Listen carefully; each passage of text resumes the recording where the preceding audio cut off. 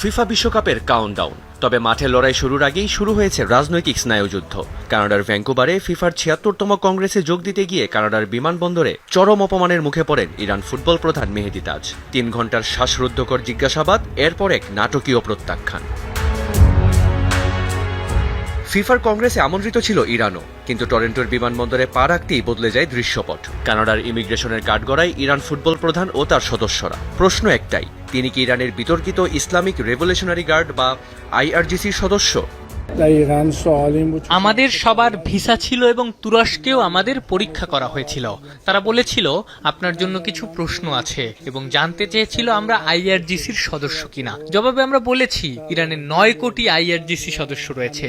এরপর তারা জানায় এই সংগঠনের লোকদের আমরা প্রবেশ করতে দেই না, এটাই আমাদের দেশের আইন। দীর্ঘ জিজ্ঞাসাবাদের পর শুধুমাত্র মেহেদী তাজকে প্রবেশের অনুমতি দিলেও তা মেনে নেননি তিনি। সঙ্গীদের ফেলে রেখে একা ভ্যাঙ্কুভারে না যাওয়ার সিদ্ধান্ত নিয়ে ফিরতি পথ ধরেন ইরানি বস। নাটকীয়তার এখানেই শেষ নয়। ইরান প্রতিনিধি দল যখন তুরস্ক ট্রানজিটে, তখন ইরানি প্রতিনিধিদের সম্মানের সাথে কানাডায় ফিরিয়ে নিতে বিশেষ বিমানের প্রস্তাব পাঠান জিয়ান্নি ইনফান্তিনো। সেই প্রস্তাবকেও বুড়ো আঙুল দেখিয়েছেন ইরান ফুটবল প্রধান। এমন ন্যাক্কারজনক ঘটনায় ফিফা কর্মকর্তাদের ধুয়ে দিয়েছেন মেহেদী তাজ। আমি ফিফার মহাসচিব মাতিয়াস গ্রাফস্ট্রমকে বলেছি আপনারা আমেরিকার ভয়ে ভীত এবং তারা যা বলে আপনারা সেটাই মানেন। আমরা যদি বিশ্বকাপে অংশ নিতে যাই তাহলে আমাদের দলের জন্য কোনো বাহ্যিক সমস্যা বা বিতর্ক যাতে না থাকে তা নিশ্চিত করতে ফিফা কর্মকর্তাদের সঙ্গে বৈঠক করা প্রয়োজন।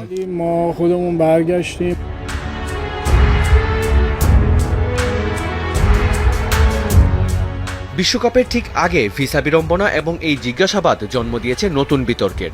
একদিকে দেশের নিরাপত্তা এবং আইন, অন্যদিকে ফুটবল প্রেমীদের আবেগ। এই লড়াইয়ে মাঠের বাইরের রাজনীতি গোল দিয়ে দিল ফিফাকে।